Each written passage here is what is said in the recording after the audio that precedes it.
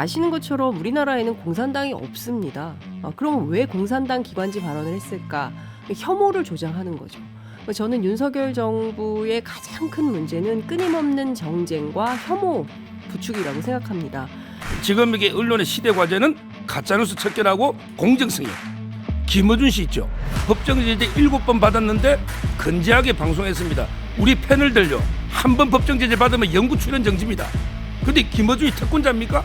7번 법정제재 받고도 계속 MC 하다가 예산 안 주니까 이제 물러났잖아요.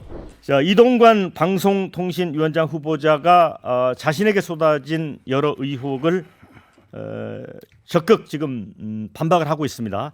정면 돌파를 하고 있는데 특히 이명박 정부 홍보수석 시절에 언론 탄압을 주도했다는 야당 주장에 대해서 2017년 적폐청산 수사가 있었는데 그랬다면 내가 오늘 이 자리에 설 수 있었겠느냐라고 강하게 반박을 했고요. 어제 이제 청문회 준비단 출근길에 기자들에게 그 얘기를 했습니다. 언론은 장악될 수도 없고 장악해서도 안 되는 영역이다. 다만 자유에는 반드시 책임이 뒤따라야 한다.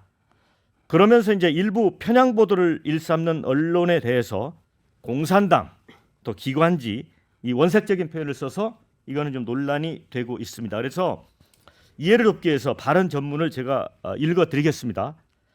과거에 선전선동을 능수능란하게 했던 공산당의 신문과 방송을 우리가 언론이라 이야기하지 않는 것은 사실과 진실을 전달하는 게 아니라 주장을 전하기 때문이다. 우리는 그것을 기관지, 영어로는 오건이라고 한다. 이렇게 말했습니다. 그런데 이제 기자가 또 물었어요. 기관지 같은 언론이 그럼 있다고 보냐? 그랬더니 그건 국민이 판단하실 거로 본다. 이렇게 얘기를 했거든요. 먼저 장윤선 기자님. 네. 이동관 후보자 발언이 어느 특정 언론을 지칭해서 표현한 겁니까? 아니면 자신이 갖고 있는 언론 철학을 얘기한 건가요? 저는 두 가지가 착종돼 있다고 생각을 하는데요.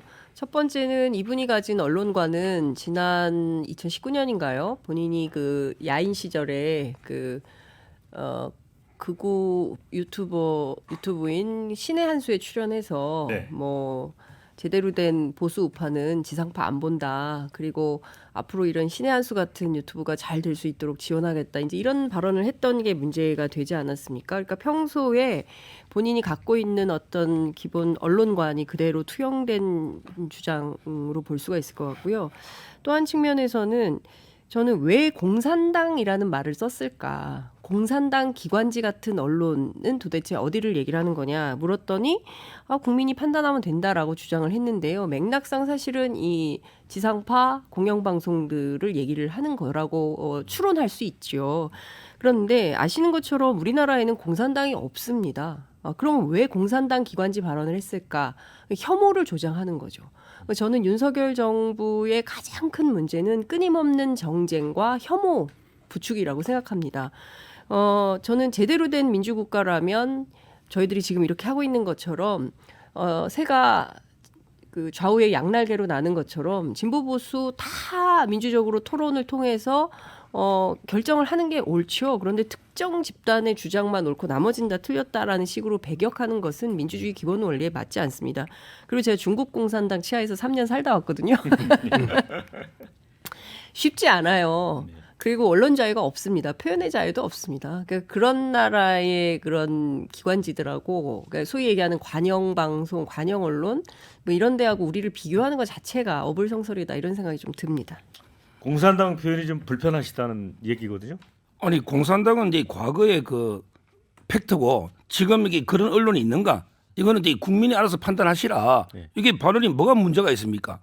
그리고 저는 자꾸 이게 이동관 수석 있잖아요.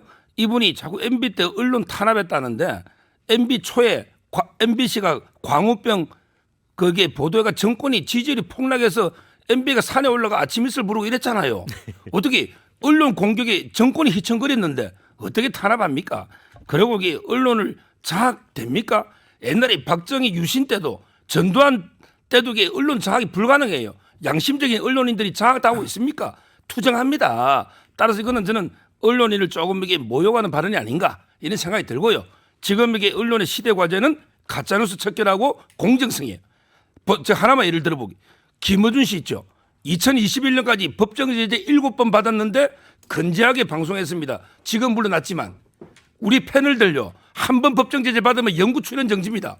근데 김어준이 특권자입니까?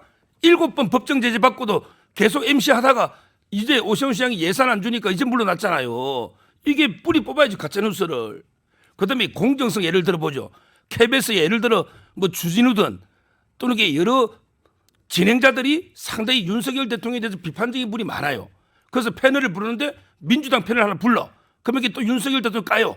근데 국민의힘이라고 보수라고 부르는 게 더 민주당 패널보다 더 까는 참칭 보수 패널 장성철이 뭐 천하람이 뭐 이준석이 이런 사람 불러서 3명이 조잘조잘 대통령만 욕하고 있어요. 이게 언론입니까? 제가 이게 KBS가 옛날 뭐 전두환 대통령처럼 땡하면 3명 다 칭찬하는 보수 패널을 해라는 게 아니고 최소한 이게 윤석열 대통령 한 명은 보호해주고 한 명은 비판하고 그다음에 진행자는 중립을 지키고 이런 방송 만들자는 거예요.